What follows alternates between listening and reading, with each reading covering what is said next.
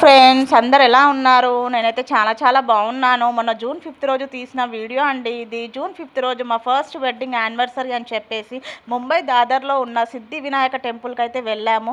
నేను, మా మమ్మీ, మా డాడీ, మా హస్బెండ్, మేము నలుగురం అయితే వెళ్ళాము. క్యాబ్ బుక్ చేసుకొని వెళ్ళాము అన్నట్టు టెంపుల్కి వెళ్ళి దర్శించుకున్నాము. మా మమ్మీ, మా డాడీ వాళ్ళు కూడా నిజామాబాద్ నుంచి ముంబైకి అయితే వచ్చారండి. మా ఫస్ట్ వెడ్డింగ్ యానివర్సరీ ఉందని చెప్పేసి వచ్చారు. సో దర్శనం అయితే చాలా బాగా అయింది, కానీ ఫుల్ పబ్లిక్ ఉన్నారండి. చూడండి ఎంత పబ్లిక్ ఉన్నారో.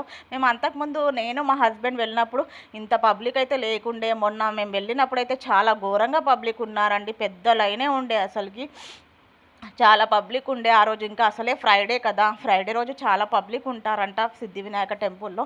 ఇంకా ఆ రోజైతే ఫుల్ పబ్లిక్, పెద్ద లైన్. ఇంకా మేము వెళ్ళిన రోజైతే అసలు టికెట్ కూడా లేకుండే. కానీ మొన్న వెళ్ళిన రోజు మొన్న వెళ్ళిన రోజు అయితే టికెట్ బోర్డ్ అయితే పెట్టారు. పర్ హెడ్ 100 రూపీస్ అని చెప్పేసి పెట్టారు. కానీ టెంపుల్ అయితే చాలా బాగుంటుంది. అందరు ఎక్కడెక్కడి నుంచో వచ్చి దర్శించుకుంటారు. ముంబైలో మార్వాడీస్ హిందీ వాళ్ళు అని చెప్పేసి అలా ఏం లేదండి. మన తెలుగు వాళ్ళు కూడా చాలా మంది ఉంటారంటే చాలామంది ఉంటారు. చాలామంది దర్శించుకున్నారు ఇక్కడ సిద్ధి వినాయక టెంపుల్కి వచ్చి. లోపల దేవుడి దగ్గర పూజ చేస్తుందంతా మనకి ఇక్కడ స్క్రీన్ పైన రికార్డ్ అవుతూ ఉంటుంది అన్నట్టు. ఇక్కడ చూసారు కదా, మొత్తం లైట్నింగ్తోనే ఉంటుందండి సిద్ధి వినాయక టెంపుల్. లోపల మొత్తం లైట్నింగే ఉంటుంది.